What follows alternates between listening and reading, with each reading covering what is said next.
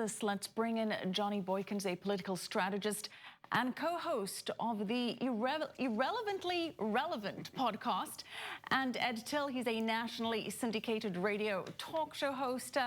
Thanks both for joining us. And let's first start off with you, Johnny, and let's address the transgender ban on the military. What do you make of it? I think that it's a complete disgrace to the military. Today, the president tweeted out a message instead of thanking the transgendered service members for their service. He tweeted out a message of hate and demagoguery that is completely ridiculous. Well, I think we can all agree that tweeting was not the best way to make this announcement. But Ed, is he making the right move? I mean, is it going to be a burden from a financial point of view and from an operational point of view on the U.S. military, as the president says? Those are very good points, but I will point to, first off, the president's introduction to this controversial statement was after consultation with my generals. He has said from the beginning that the bureaucratizing of the military has been a bad trend over previous years. He is now following the lead of professional military, number one. Number two, the military will always take ferocious fighters, as they should. The military being involved in sexual reassignment is not their mission. Right. Winning wars with ferocity. What the sexual identification of the warrior is secondary. The problem here is the generals are the closest to this need and know it quite well from the ground up. And I just want to follow up. You're talking about military advising the president. Other militaries, specifically Israel, allow transgender soldiers in, and they say not only doesn't it not affect military fitness, it actually is better for their army because it shows inclusiveness and a place where everybody can join. What do you think about that? Yeah, I mean, look, I appreciate the input, but we are the world's most powerful military. We got here on a path. There are terrific military ideas around the world that the United States can share and engage in. But let's leave our executive commander-in-chief and our generals free of interference about how to get the job done. Johnny? Did you want to step in there, Johnny? Yeah, it just doesn't make sense. In 2016, the military, the Department of Defense, issued their own proclamation, their own assessment about this very issue.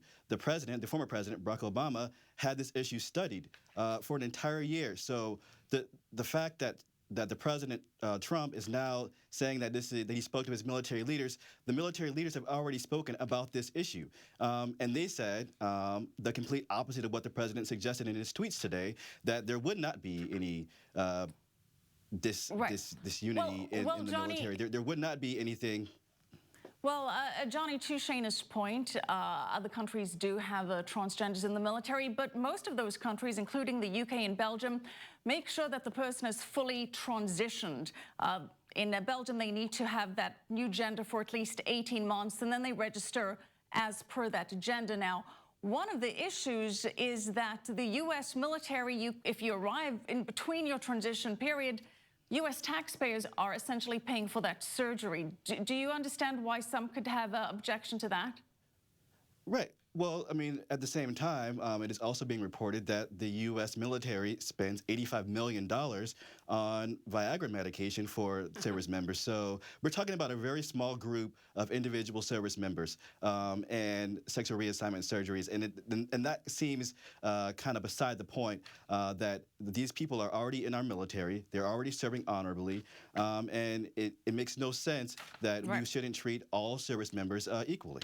Ed, you have people that want to volunteer to put themselves and their lives potentially at risk in order to serve the United States. Shouldn't they be allowed to?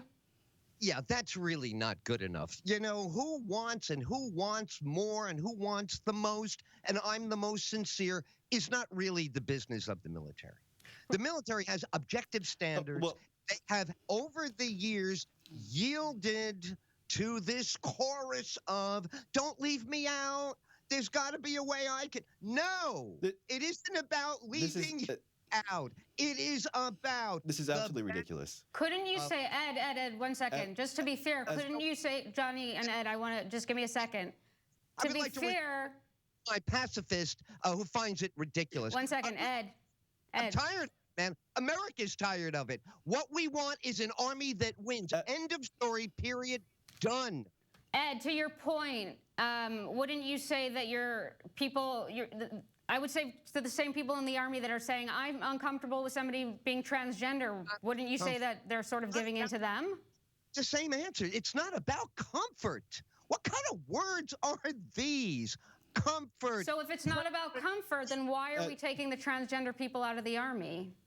What we're doing. Exactly. Under the direction of the generals, and now we finally have an engaged commander-in-chief who's about to command and chief some things. We had a commander-in-chief who wasn't even willing to stand up his own red line. This man had no vision for the military. This is not Johnny, let's give you the last word very quickly, and we're going to have to leave it there. Johnny, go ahead. Yeah. As a veteran, as someone who served in our military, I know that the mission comes first. If this is going to cause problems, this is not what the military trains you to do. The military trains you to put the mission first, to follow orders. And what President Trump is doing is disregarding a group of people who are serving honorably right now in our military. All right, Johnny Boykins, Ed Tyll, thank you both for joining us. We appreciate your input. Well, just